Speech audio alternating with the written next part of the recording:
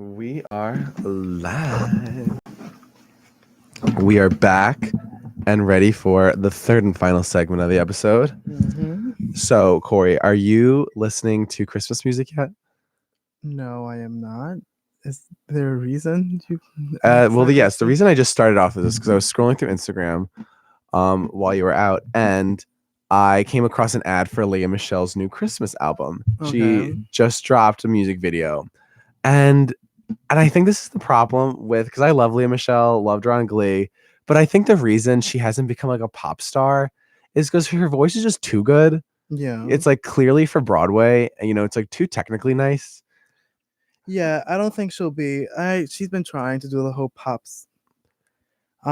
star thing, but realistically, it's just not for her. Unfortunately, she's great for like. If she wanted to get a Tony, I could see her get a Tony. Like that's easy. I'm surprised she doesn't have a Tony yet. But anyway, getting like an EGOT that's just not gonna happen anytime soon. I think she just needs to call it quits and just go back home and call it a day. I think she can get an EGOT because she could win a Grammy for like an audiobook or like a Broadway album or like something. Yeah, but who's going to buy an audiobook from Leah Michelle? I don't know. Like it doesn't matter. People don't have to buy it for it to get nominated. Who's gonna listen to an audiobook by Leah Michelle? I think worse people have reading won the audiobooks. Harry Potter series. I don't think much people are gonna go listen to her. Oh, anyway, but like, so when I heard that she was making a Christmas album, I was like, oh, this is perfect. Like, this is what she was meant to do. Like sing these types of songs. Like her rendition of "Oh Holy Night." Oh, I listen to it all the time during the holidays. Mm-hmm. But this song, it's an original, which original Christmas songs are tricky, because it's got to be really good if it's gonna stick. I feel like when it comes to Christmas songs, that the best ones are just they're like the old good ones. Like I don't like classics. Typically, are the best kind of Christmas songs. Well, I mean, All I Want for Christmas Is You was a original Once Upon a Time when Miss Mariah came out with it. Yeah, but like every song was original. But what I mean, like a classic Christmas song is what I mean. So like it's hard to like make a classic Christmas song. Yeah. Like I know Leona Lewis once had like a Christmas song that I thoroughly enjoyed, One More Night. And it's the name of the song. It was like a poppy one. It was very great. And it was a 10-out-of-10 Christmas song. And if Mariah Carey sang it on her original Christmas album, it would have been a bop. But because it's like now we're all used to like Mariah Carey and all that stuff. So having to make our own like custom like Christmas album's not a bop. Even with the whole like Drummer Boy by Justin Jonas Bieber. Brothers. Ooh, that's a good one. Oh yeah, they're coming out with a Christmas album too. Yeah, it's like that's okay. They'll probably get like a week or two of like a good little streaming thing, but it's not going to be like next Christmas. No, it's not going to be a thing or anything. Okay. So yeah. So I was just like it. When I saw that, I was like, oh, I'm so angry because I'm like, Leah Michelle, like this is not like you couldn't make it. I like as a pop star, like stop trying to make your original work. Like I just want to hear you sing classics. Yeah. So it just made me angry, and I had to get off my chest and tell you about it. So where did the anger come from? I think you were saying the story. Just because I want her to like, I just want her to like do what like, I just want her to be successful. And I don't think she like, I don't know. I just don't think it's the track to do it. But who am I to tell Leah Michelle how to be successful? So you do you, girl. Very true. Okay. Yeah, about successful women. Taylor Swift has like, I was never a big Swiftie. Has some certain albums that was like great, 10 out of 10. This one I'm like huge, 11 out of 10. But now I am like a full supporter of Taylor Swift because of like the whole thing that happened with her. So why don't you explain what that was? Do you want to explain what it was? I feel like you got it. You're the Ryan Seacrest of my own. Go ahead, start practicing. Okay. Well, Taylor Swift, as most of you might know, or if you don't, she recently she left Big Machine Music Group, her old label, and she went to Republic Records. And so Big Machine owns all of her masters of her old work. She signed a contract when she was like 15 years old. She didn't like her dad made the negotiations. And so then when she transferred over to Republic Records because she wanted to own her masters. Mm-hmm.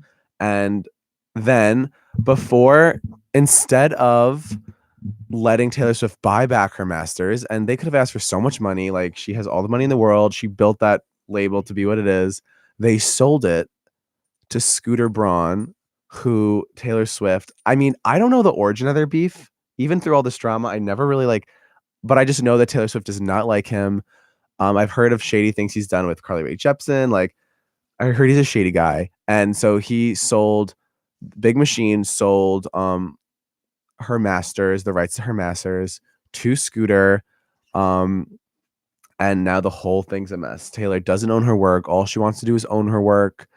And yeah, so So the bit that like you also missed out was, so that was like a year ago when that whole thing was working out, but she could still perform the song. She may not have owned them because she's performed them, but now that like some award show is coming up or something like the that, AMAs, she yes. wanted to perform them, but then Scooter stopped her from performing any of her old songs. And she was doing a documentary, and now none of the music that she doesn't own could be on the documentary. So now she's just like, you already own the songs, so you're just not letting me perform them, which is like being vindictive. And so that's where like, oh, she put a whole like post up on Twitter, and it was like it was a proper like a good like rallying tweet in which like everyone was like, this is so unbelievably messed up. And it was literally just like, because in essence it is a really messed up thing for someone to like, all the work that you own. Like Adele said it once. That's like, why should anyone in a boardroom have rights to say like what my music that I created should do? Like it's my music, I created it. You have no right to it. And so now Taylor is the same thing where it's like she's literally one of the most like, whether you like her or not, like she is one of the most like successful female singers, singers period, like in the past decade. And so for her to have these issues just brings up more like women's rights issues. What happens when like businesses get too like control over whatever. And like I personally think it's like so unbelievably messed up how like she has to do all this and she's so powerful. And like people who like Kesha who like this happened to her and like she got no real support because she's not like the same power that Taylor Swift has. It's just like so messed up. Well, exactly. People are trying to paint, because they always do, are trying to paint Taylor as a selfish victim who, and people are like, why does Taylor Swift like this, that? It's because Taylor needs to stick up for herself, because if this is all happening to her when she's Taylor Swift, the artist of the decade, arguably, then who else is it happening to? Those artists that are just starting out, those other like to Taylor's a successful woman in music.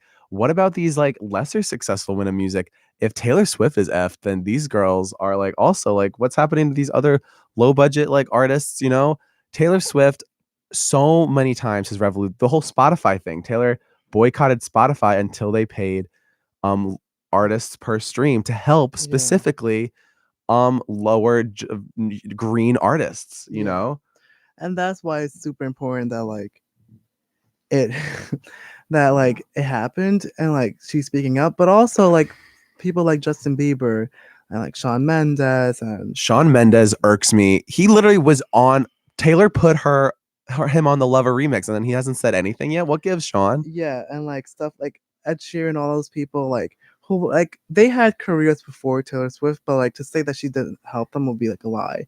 And so now when we have all these people from like everywhere, like Perez Hilton, Azalea Banks, all of them are helping her out, and not having the people who like were her best friends who are male say anything is say even more about like why like I totally believe the whole Scooter Braun thing because there's no way that like people are gonna let that happen and yet not like do anything about it, especially people who like she's made their careers where it is now.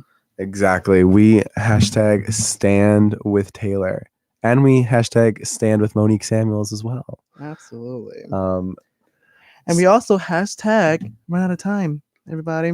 yes. So continue to support Taylor Swift. Stream her new album, Lover. Let's try as best as we can not to give any more money to Scooter Braun.